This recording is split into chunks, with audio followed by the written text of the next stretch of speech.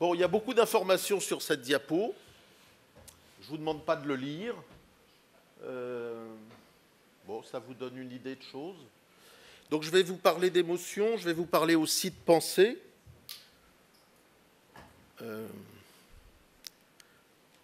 Donc, ce qui m'intéresse depuis quelques dizaines d'années, c'est de comprendre comment on pense. La pensée, ça comprend les émotions. Donc, et en particulier, comment on est ému. Mais qui dit émotion dit pensée. On ne peut pas être ému sans avoir une pensée. Donc les deux sont indissociables, et dans la physiologie et dans la vie courante. Bon, alors Luc disait les écrans, il a arrêté de parler, il a regardé son téléphone, et il le regarde encore. Je crois qu'il ne faut pas lutter contre les écrans. Il ne faut pas lutter contre les écrans, d'abord parce que c'est une lutte perdue, donc ça déjà c'est une première bonne raison. Ensuite, il faut les utiliser. On ne peut pas lutter contre le progrès, on peut l'utiliser. Donc il faut le comprendre. Alors je vous mets au travail. Un travail difficile pour ceux qui pensaient avoir fui définitivement les mathématiques supérieures. Je vous demande de faire dans votre tête, si vous pouvez le faire dans votre genou, vous le faites, 175 moins 98. Le résultat ne m'intéresse pas tellement, parce qu'à force de poser cette question, je le connais. Ce qui m'intéresse, c'est qu'une fois que vous aurez fait cette soustraction, vous réfléchissiez une minute, qu'est-ce que vous avez fait? Puisque c'est là le travail qui commence, pour moi, à être intéressant. Comment on pense? Alors, je trouve que dans la société et même chez les profs, c'est un impensé, comment on pense. C'est tellement évident qu'on pense. Vous savez, avant Newton, je ne vais pas lancer ça, mais si je le lançais, il tomberait. Tout le monde était habitué à la gravité, il n'y avait pas besoin d'en faire une loi. Eh oui, mais entre être habitué à quelque chose et le comprendre, il y a comme une différence. Qui n'a pas eu le temps de faire sa soustraction, qu'il se dénonce publiquement? Alors je vous laisse le temps. Parce que si je parle tout le temps, vous ne pourrez pas faire la soustraction, si vous m'écoutez, parce que l'esprit humain sait faire qu'une chose, intensément à la fois. Voilà la première loi de la pensée qu'on devrait tous apprendre. Évidemment, quand on dit bah, bien sûr. Non, non, non, non.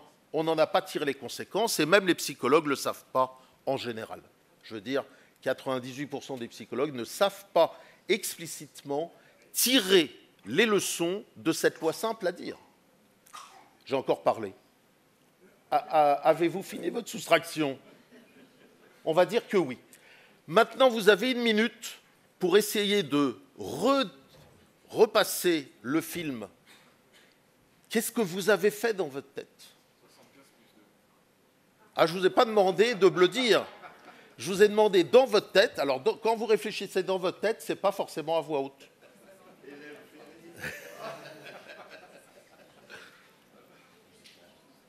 C'est-à-dire, pour vous aider, est-ce que vous avez eu accès à des images? Est-ce que vous vous êtes parlé? Est-ce que vous avez ressenti quelque chose? Vos images étaient en couleur? Qu'est-ce qui s'est passé dans votre tête? À part de « j'ai fait la soustraction ».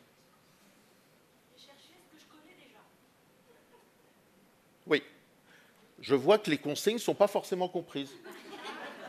Mais ça, c'est habituel. Vous avez encore 30 secondes dans votre tête, seul, sans parler, pour comprendre ce que vous avez fait. Je considère que les 30 secondes sont passées. Et je vous demande maintenant, avec votre voisin ou votre voisine, d'échanger pendant 8 minutes 34 la découverte que vous avez faite sur votre esprit.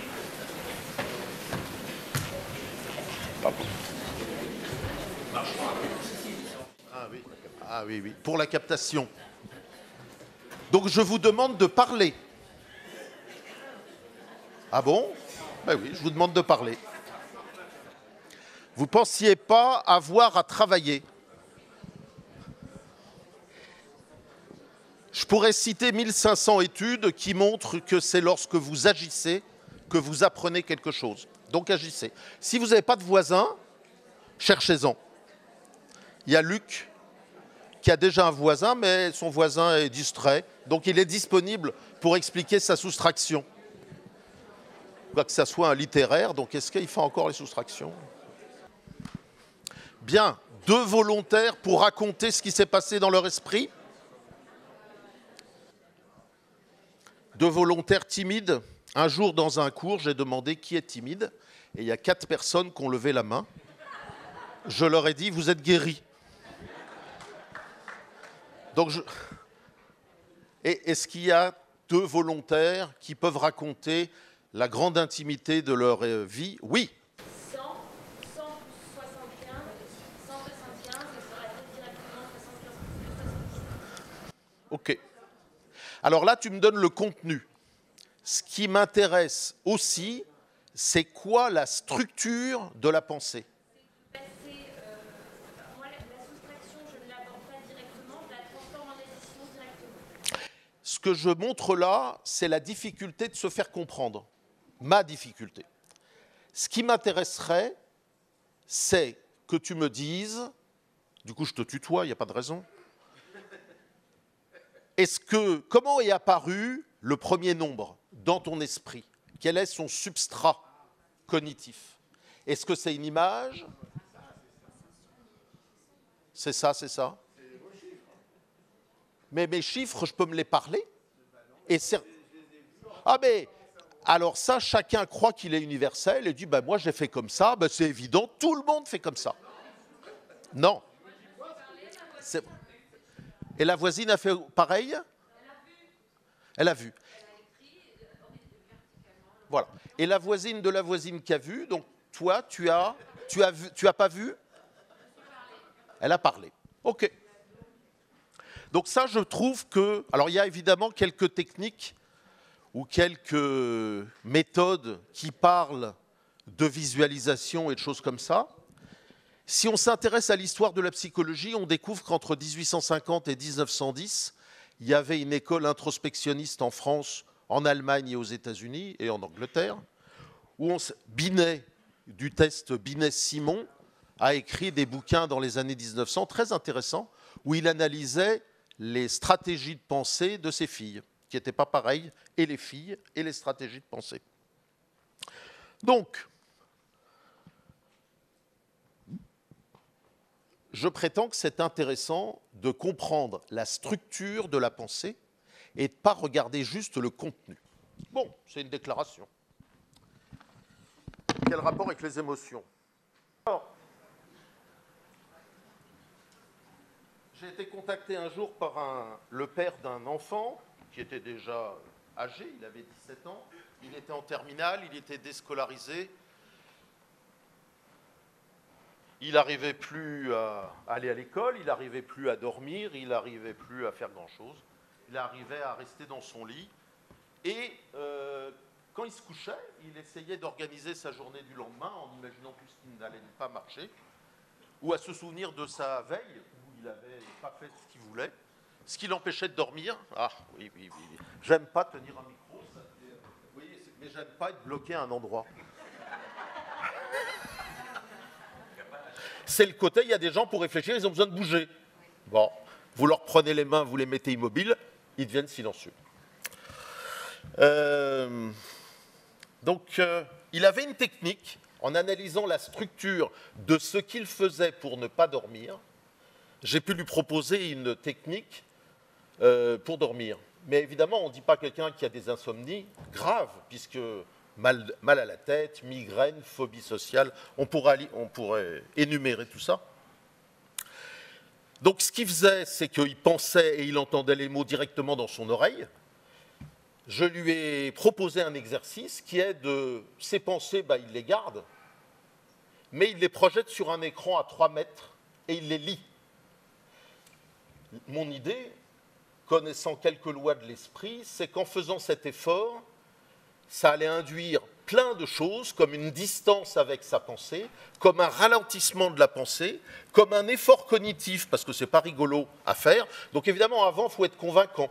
Parce que quand cette personne est arrivée, elle n'était pas convaincue, elle ne me connaissait pas, elle savait qu'elle n'allait pas bien, puis c'était pas de discuter avec moi pendant 1 heure qu'elle allait faire quelque chose. Donc, l'intérêt de comprendre la structure de la pensée, ça nous permet d'intervenir, des fois très rapidement, pas toujours, hein, pas toujours, mais des fois très rapidement, en attaquant la structure et en ne travaillant pas sur le contenu directement. Bon, vous voyez, on peut aller vite. Une autre loi de l'esprit, et je ne suis toujours pas aux émotions, mais ce n'est pas grave. Qu'est-ce que fait l'esprit? C'est la théorie, on va dire, pas dominante, mais c'est une des 2 ou 3 théories actuelles sur le fonctionnement de l'esprit. Qu'est-ce que fait l'esprit? L'esprit, il passe son temps à construire des modèles du réel. Je sais ouvrir une poignée de porte, je sais ce que c'est une poignée de porte, hein. C'est un truc simple, mais j'ai ça dans ma tête. Quand j'ai un AVC et que je perds mon modèle de la poignée de porte, je ne sais plus ouvrir une porte. Et il passe son temps à ouvrir des portes, et quand il ouvre la porte, il valide ou il modifie ou il adapte son modèle de la réalité. En fait, un esprit, c'est écrit d'une façon à vous faire peur, comme si on allait faire de la programmation. Ça teste la différence entre le modèle et la perception, c'est-à-dire pour nous le réel. Et puis, si la différence est significative, quelqu'un de normal, il change son modèle ou il essaye de changer la réalité. Et quelqu'un qui est devenu idolâtre de lui-même, de ses idées, il refuse le réel et il idolâtre sa croyance, sa théorie. Je dis ça parce que c'est un filtre d'accès extrêmement intéressant pour comprendre énormément de choses. C'est une théorie pas mal développée par Carl Friston en ce moment, peut-être un futur prix Nobel de sciences cognitives.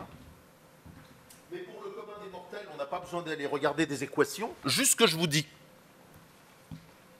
Je dis, en cas de problème, la plupart de nos problèmes humains, c'est on a construit un modèle de la réalité auquel on tient, on voit que ça ne marche pas avec la réalité, et on ne s'adapte pas. Et on est perdu. Adapter ne veut pas dire se renier, être cynique. Non, non, ça veut dire tenir compte du réel. Si vous savez faire autre chose que tenir compte du réel. Bon, alors, rentrons dans le sujet, même si j'y étais déjà. Donc, je propose une façon de comprendre les émotions en 4 étapes. Donc, on raconte une scène dans laquelle on a vécu une émotion, banale, hein, ce n'est pas l'émotion de sa vie.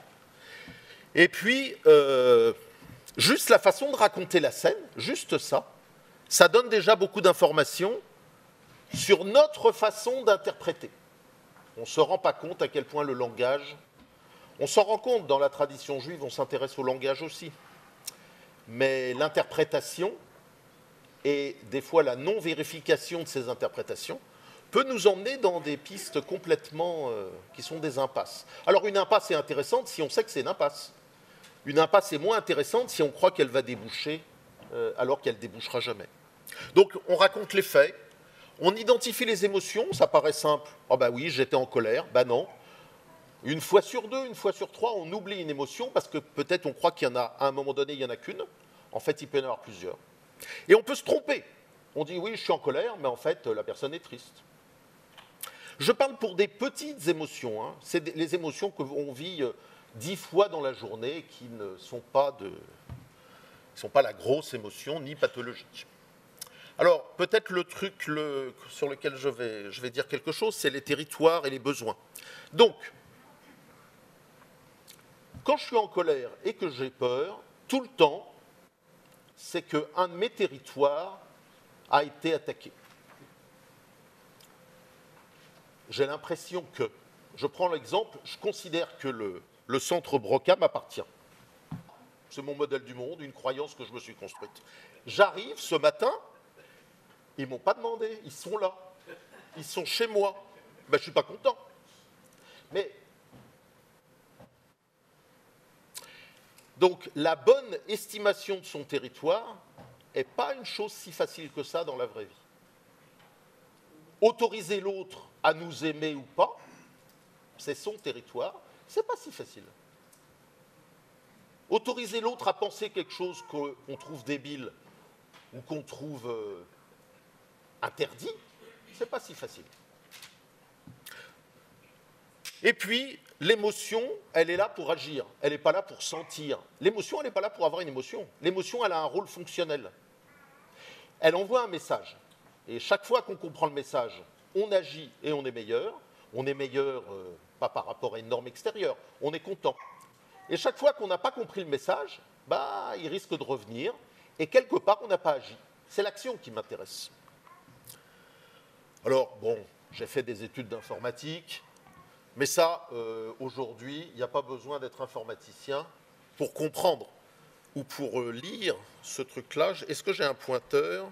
Sûrement. Oui. Donc, vous voyez, vous racontez les faits, vous testez si vous êtes, si c'est vraiment des faits.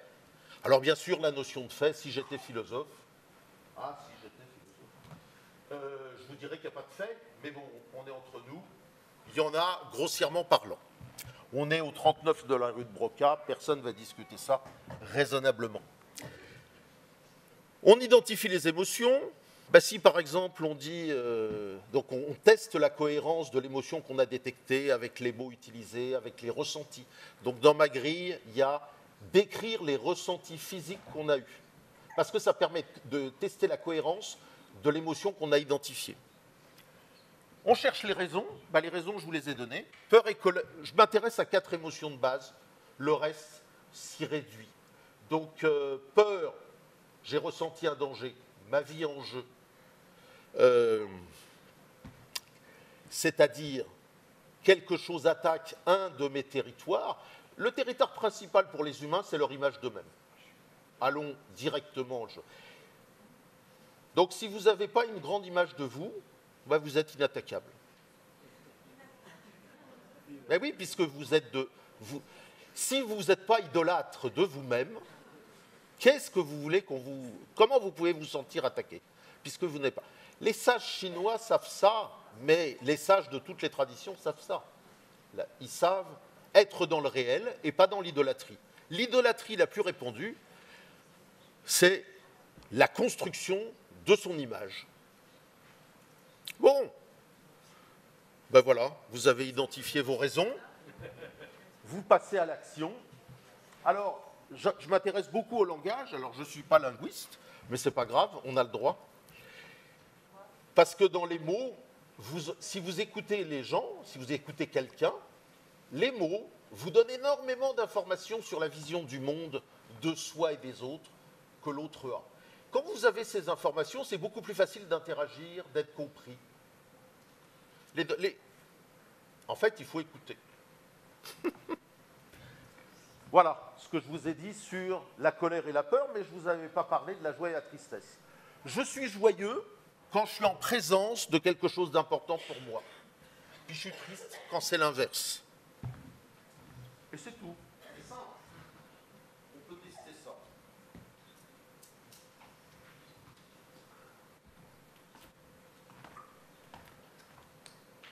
Alors, des fois, les émotions ne sont pas bien intégrées. Des fois, il faut revenir sur quelque chose. Mais ça peut être intéressant même de comprendre pourquoi j'ai été joyeux, juste pour être capable de l'être plus souvent. Donc, ça m'arrive de temps en temps. Je suis à très, très petit temps thérapeute. Donc, je discute avec les gens. Des fois, ils n'ont pas digéré quelque chose. Donc, il ne s'agit pas de revivre, parce que ça peut aggraver le problème.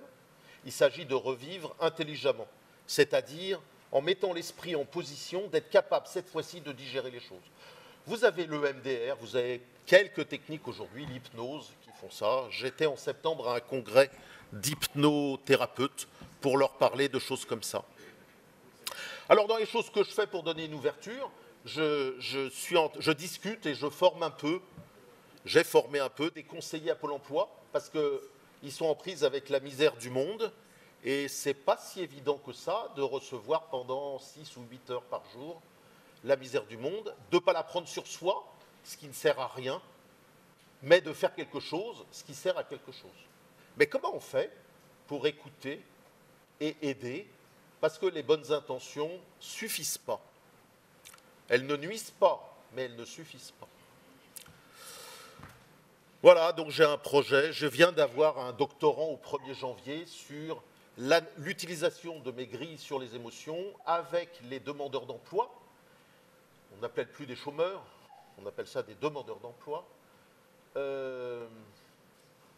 Oui, parce qu'ils ne chôment pas, c'est sous-entendu comme péjoratif. Il y a tout un langage dans les institutions qui me fatigue un petit peu, enfin, pas qui me fatigue, c'est pas le bon mot. Vous savez, les gens vont chez le médecin et disent « je suis fatigué ». Non, ils ne sont pas fatigués. La fatigue, ça n'existe pas. C'est le refoulement d'une émotion. Ça m'énerve. La langue de bois m'énerve.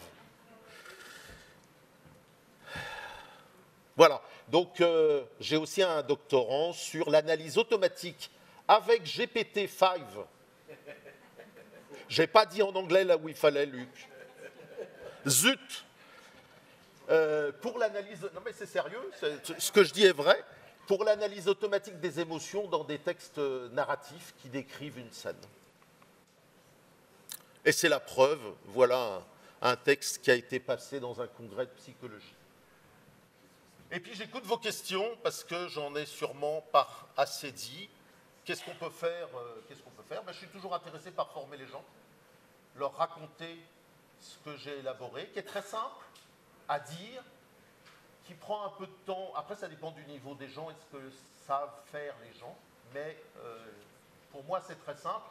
Bon, on me dit des fois que ce n'est pas si simple à apprendre, mais moi, c'est une de mes passions, c'est de transmettre. Quelque chose que j'ai appelé l'analyse cognitive, c'est-à-dire, c'est exprès un mot compliqué, donc le manuel d'analyse cognitive des émotions, quand vous voyez le titre, vous n'avez pas envie de l'acheter. Hein.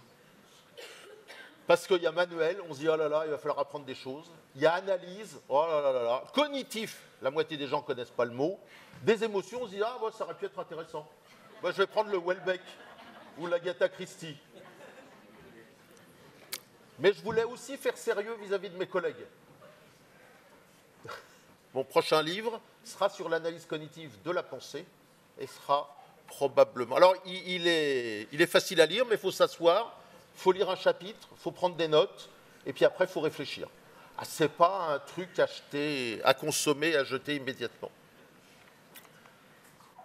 J'ai fini dans le quart d'heure à mon horloge.